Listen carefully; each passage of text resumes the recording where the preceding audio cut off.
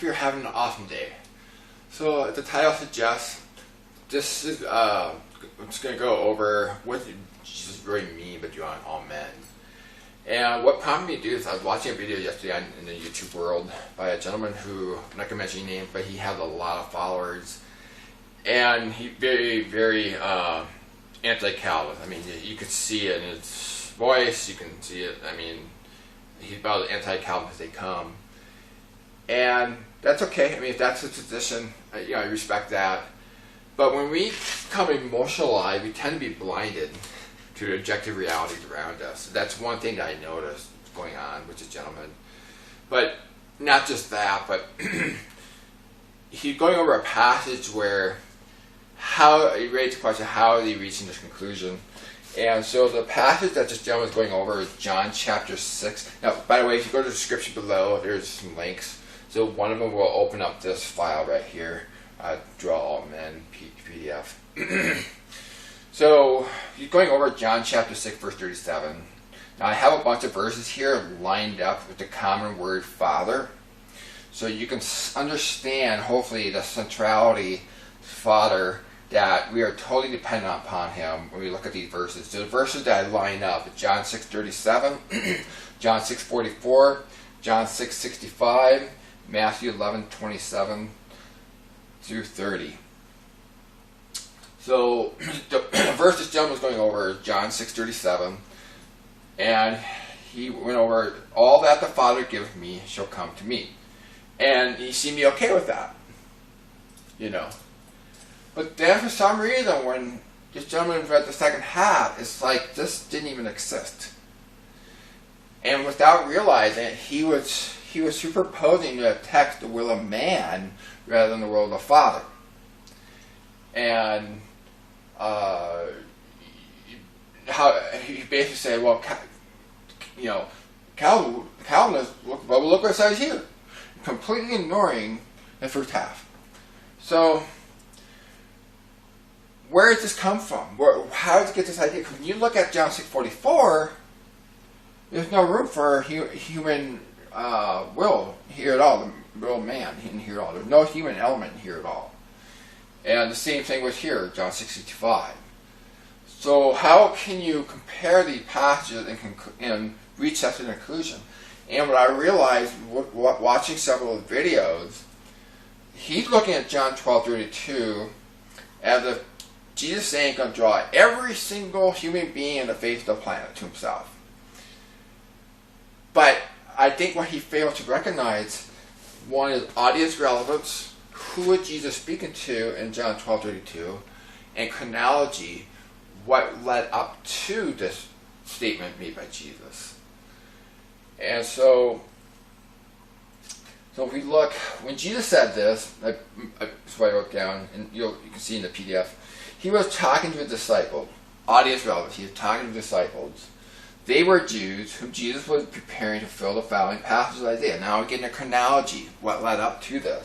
So Isaiah chapter 42 verse 6, Isaiah chapter 49 verse 6, and Isaiah chapter 60 verse 3. So these three passages have to do with the Jews. It prophesied the Jews were going to be a light of the Gentiles. And that's what's going on in the first century. Where Romans 1:16, gospel goes to the Jew first and the Gentiles. So right after Christ's death on the cross, there's a 3.5 year period where the gospel went to the Jews.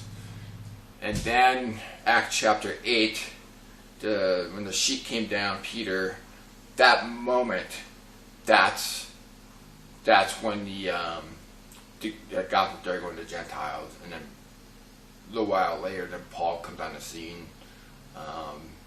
I don't know if it's because Peter's not fit for the job, maybe, I don't know, but Paul definitely, he definitely was the man for that role. I mean, look at how detail-oriented he is, and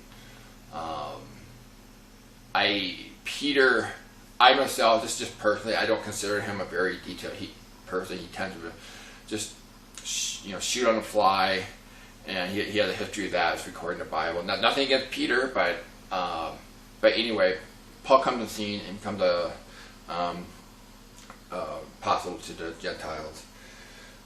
So having said that, so what does this mean? We have to understand the history. The Jews for a long time were God's chosen people to fulfill the promise to Abraham that out of him would come the seed, singular, the seed, Christ. That out of him would be a nation of people of God. And so we have to understand the mindset there, that when you believe in your head, and you have the mindset, you're God's chosen people for a long time, how are you going to be able to fulfill these passages of Isaiah with that kind of mindset? You're not going to be able to. And that's what was going on in the first century writings, the New Testament writings, where, and not just the writing, but what was being spoken by Jesus. He was preparing them to fulfill the prophecy concerning Isaiah to be a light of Gentiles. And what he was doing is helping break that mindset. It doesn't go just to the Jews, but it goes to all men. Okay? So any time a passage, you look at the passage, whether it's Book of Romans or whatever, look when it says all men, who's the primary audience there? Is it mostly an allusion to the Jews? And if it is, it's to help fulfill Isaiah. And the New Testament is riddled with this. And it also goes the other way as well. Titus was a Greek Gentile, and Paul's writing to Titus. And he used the same phraseology. But there are many different types of Jews, groups of Jews as well. So there are different types of Gentiles, there are types of Jews. So back then, their culture, they looked at things in people groups, like types of people, types of men. Where in our culture today, it's pretty much the opposite. And so we have to be careful not to superimpose our culture into their culture in the first century. So you can't take a culture in the 14th century or a culture in the 18th century or even a future culture like 25th century or 28th century. You can't superimpose that in the Bible. It's a culture that's already there. In the same way with audience relevance, when we substitute ourselves the primary audience, it's highly unlikely we're going to get the author's intent. We have to, when there's already a primary audience given, such as the Jews, I highly recommend that we look at it from their perspective. That way you're in sync with the chronology, the timeline, the history, what leads up to the conversation, and what were they to get out of it. So I hope that makes sense. So if you, at the very bottom, there's a link. It says, please see Jude light charts. When you click on that, it's actually a link. It's going to continue on with the passages throughout the New Testament. There are 2 more charts, just basically passages where they use this type of language, and I try to point to who's the primary audience here, who's the primary audience, and all the way throughout. And they're mostly Jews. So, hope that makes sense. Because this is like a major fork in the road. Because if a person thinks that it's every single human being, their theology is they're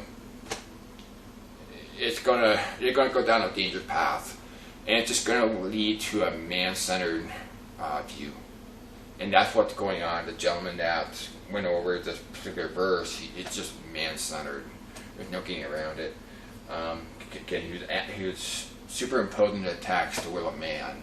There's nothing in here that gives room for that. The same with this verse, same with this verse, the same with this verse, or verses, I should say. So I raised the point, does God draw every single human being? Did God draw Judas? Did God draw all the Jews after the cross from 30 to 70 AD? So there were there was a total of 1.6 million Jews at that time. 500,000 were drawn by the Father, and they fled to Perea and Pella during the destruction of the temple, as recorded by Tacitus. And so what about the remaining 1.1? Well, 100,000 of them were taken in captivity that built the Colosseum. Remember, they cried out, "We have no king but Caesar." So God basically, okay, here you go. Let me hand it over to Caesar. And so they are in captivity to Caesar. They built the Colosseum. The rest of them were destroyed with the temple. Now, is God wrong for doing that? Who are we to say? our natures, just trying to understand this, share my understanding, our natures are so contrary to God. For us to even begin to justify that it's wrong for him to separate us for eternity, we are not in that position at all. So the fact that he gives mercy to so much as one, pretty amazing. Pretty amazing to say the least. So, anyway, hope this material helps. And yeah, this really, like I said, it's a major fork in the road. And a lot of people are not nosing online. So many people do not understand what's going on with the New Testament writing, with the culture, the prophecy of the time you fill, what led up to it, and not paying attention to audience relevant, not paying attention to chronology, which leads to, in the link below, there should be a link to the PowerPoint Hermeneutics, the Bible tool that I use. By all means, I'd love for you to look at, give comments, and this is a channel where it's open table. I'm humble, and hope we can all grow. There's no point keeping our head in the sand and be in the dark, right? So, all right. Well, thank you very much, and I hope you have an awesome day.